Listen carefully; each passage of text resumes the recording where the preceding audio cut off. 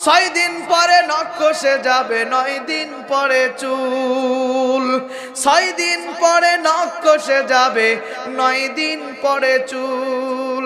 কবর গাহের সামান নিতে কইরো না কেউ ভুল। কবর জায়গা ভালো নয়, কবর জায়গা ভালো নয়।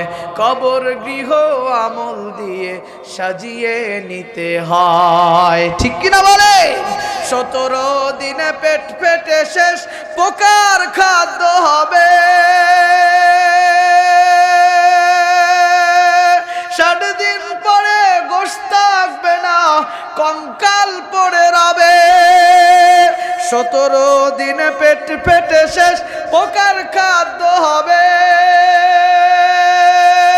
60 দিন পরে গোশত থাকবে না, কঙ্কাল পড়ে রবে। 90 দিনে হাড়গুলি সব, 90 দিনে হাড়গুলি সব আলাদা হয়ে যায়। কবর জায়গা ভালো নয়, কবর জায়গা ভালো নয়। কবর গৃহ আমল দিয়ে সাজিয়ে নিতে হয়।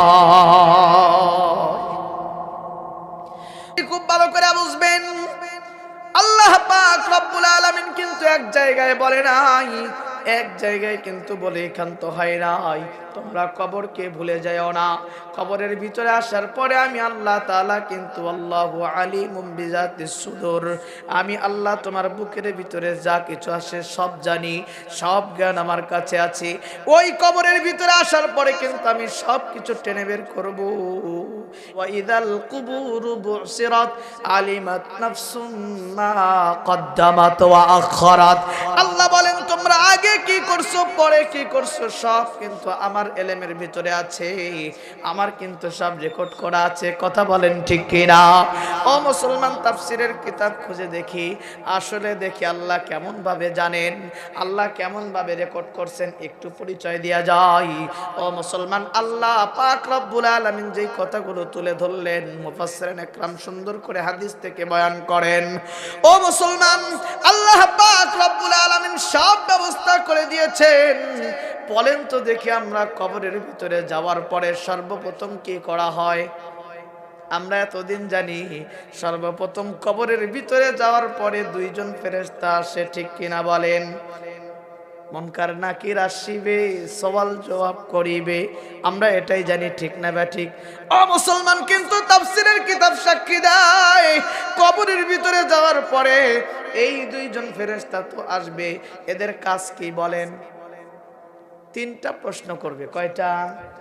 3টা প্রশ্ন করার জন্য আসবে, সেই প্রশ্নের উত্তর নিয়ে তারা চলে যাবে, আর কোনো কাজ তাদের নাই। কিন্তু অবশ্যই আমরা শুনেছি কবরের ভিতরে গুরজু মারা হয়, কবরের ভিতরে সাপ নির্ধারণ করা হয়, কবরের ভিতরে নেক আমল বা বদ আমল এগুলোর হিসাব করা হয়। কবরের ভিতরে যারা থাকে, তারা যদি নেককার বান্দা হয়, তাদের তো কাফনের কাপড় পর্যন্ত নষ্ট হয় না, আমরা জানি তাদের লাশ পর্যন্ত পচে না। ও মুসলমান, তাহলে মুনকার নাকির আইসা যদি 3টা প্রশ্ন করে চলে যায়, তাহলে আর কাজগুলা কে করে একটু জানার দরকার আছে না নাই? মুসলমান ভাইরা রে আমার, কবরের ভিতরে এই 2 জন ফেরেশতা আসার আগে একজন ফেরেশতা আছে, তার 2টা কাজ। একজন ফেরেশতা চলে আসে, তার কয়টা কাজ? 2টা কাজ নিয়ে আসে। যেই 2টা ফেরেশতা পরে আসবে, অর্থাৎ মুনকার নাকির, তারা তো এসে প্রশ্ন করবে। যদি ভিতরে জান না থাকে, কবরবাসীর ভিতরে যদি প্রাণ না থাকে, প্রশ্ন করবে কাকে? এই প্রশ্ন আছে না নাই? মুনকার নাকিরের প্রশ্ন তো হবে মান রব্বুকা ওমান দীনুকা ওমান নবিয়ুকা, অথবা আমান হাজার রাসূল। এইরকম 3টা প্রশ্ন থাকবে, কিন্তু প্রশ্ন করবেন কাকে জানি তো নাই। এই জন্য আমি আপনাদেরকে একটু বুঝায় দিতে চাই, খুব ভালো করে বুঝবেন। প্রথম একজন ফেরেশতা আসে 2টা কাজ নিয়ে, ফেরেশতার নাম হলো রুম্মান। নাম কি বলেন তো, একটু আওয়াজ করেন, নামটা কি? রুম্মান। মুসলমান ভাইরা রে আমার, এই রুম্মান ফেরেশতা সর্বপ্রথম আসে 2টা কাজ নিয়ে। 1 নাম্বার কাজ হলো ওই মৃত ব্যক্তির ভিতরে আবার পুনরায় জানটানি দিতে আসে।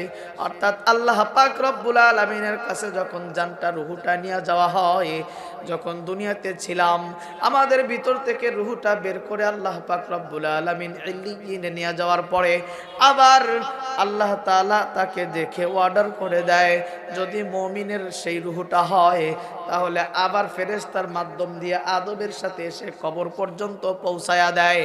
আর ওই কবরের ভিতরে রুম্মান ফেরেশতা ওই মৃত ব্যক্তির বুকের ভিতরে রুহটা ফুঁক দিয়া দেয়।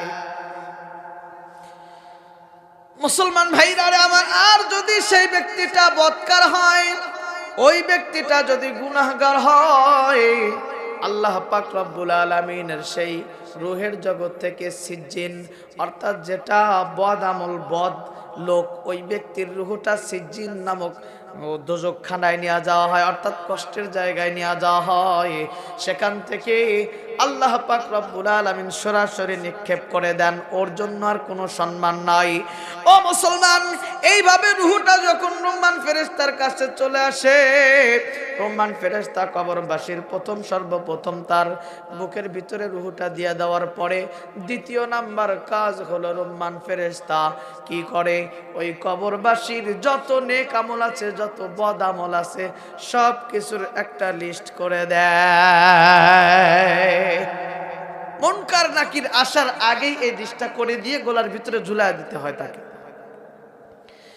মুসলমান ভাইরা আমার, এবার রহমান ফেরেশতা যখন তার বুকের ভিতরে রূহ দেওয়ার পরে ওই ব্যক্তিকে তুলে বসা জিজ্ঞেস করবে, ও আল্লাহর বান্দা, তোমাকে এখন একটা কাজ করতে হবে। বলে কি কাজ বলো দেখি? বলে তোমার এখন কাজ, তুমি একটা কলম নাও, একটা খাতা নাও, তোমার দুনিয়ার জিন্দেগিতে তুমি যত নেক আমল করেছো আর যত বদ আমল করেছো, তোমার নিজে হাতে আজকে লিখতে হবে, অন্য কেউ আজকে লিখে দিবে না। কার লিখতে হবে? নিজে লিখতে হবে, অন্য কোনো উপায় নাই। কবরবাসী ডাক দিয়া বলবে, ও আল্লাহর ফেরেশতা, আমার কাছে তো কলম নাই, আমার কাছে তো খাতাও নাই, আমি কি দিয়া লিখবো, কার উপরে লিখবো, আমার তো কোনো উপায় নাই। এবার রহমান ফেরেশতা ডাক দিয়া বলবে, তোমার আজকে খাতার দরকার নাই। এই বলে কাপড়ের এক পাশ ধরে টান দিবে। যেমনটা লিস্ট করে দেখবেন বাজারের ভিতরে, বড় একটা বাজার করতে গেলে, অনেক কিছু কিনতে গেলে একটা লম্বা ফর্দি দিয়া দেয় কি দেয় না? ও মুসলমান, এইরকম লম্বা একটা ফর্দি টান দিয়া ছিড়বে, ওইটা কিন্তু এটার ভিতরে সীমাবদ্ধ না, ওটা লম্বা হইতে থাকবে। যত বাড়বে নেক আমল অথবা বদ আমল, ওই কাপড়টা এখন লম্বা হইতে থাকবে, আর জোড়া দেওয়ার দরকার নাই। এবার যখন কাপড় টান দিয়া তার হাতে ধরা দিবে, আজকে তোমার এটাই হলো কাগজ, তোমাকে এটাই লিখতে হবে, এখানে লিখতে হবে। এবার কবরবাসী ডাক দেয়া বলে, ও আল্লাহর ফেরেশতা, কাগজ তো পাইলাম, কিন্তু আমার কলম তো নাই। মুসলমান ভাইরা আমার, খুব ভালো করে বুঝবেন। এবার ফেরেশতা ডাক দিয়া বলে, ও কবরবাসী, ও আল্লাহর বান্দা, তোমার তো টেনশন নাই, আমি আছি। তোমার ডান হাতের শাহাদত আঙ্গুলিটা বের করো, তোমার ডান হাতের শাহাদত আঙ্গুলিটা হবে আজকে তোমার কলম। এবার ডাক দিয়া বলে, কলম তো বুঝলাম, কালি তো নাই। এবার রহমান ফেরেশতা ডাক দিয়া বলবে, তোমার মুখের ভিতরে ঢুকাও। এবার মুখের ভিতরে ঢুকাবে, তার যে মুখের থুতু আছে, এই থুতু দিয়া যখন তার আঙ্গুলটা ভিজে যাবে, বের করার সাথে দেখে ওইটা কালি হয়ে যায়। চিৎকার মেরে বলেন মারহাবা। মুসলমান ভাইরা আমার, এইভাবে যখন লেখার জন্য তাকে আদেশ করা হবে, নেক আমলগুলো লিখতে থাকবে। যেটা সে জীবনে করে নাই তাও লিখতে থাকবে, আবার যেটা করছে তাও লিখতে থাকবে, আন্দাজে লিখতে থাকবে। অমুক দিনের 5 ওয়াক্ত নামাজ, অমুক দিনের সমস্ত সাদগা, অমুক দিনে যা যা করছে, এইভাবে লেখা শুরু করবে। কিন্তু না না না, যেইটা সে করে নাই পৃথিবীর জমিনে, ওইটা লিখতে গেলে রহমান ফেরেশতার হাতের ভিতরে একটা গুর্জ থাকবে। কি থাকবে বলেন তো দেখি?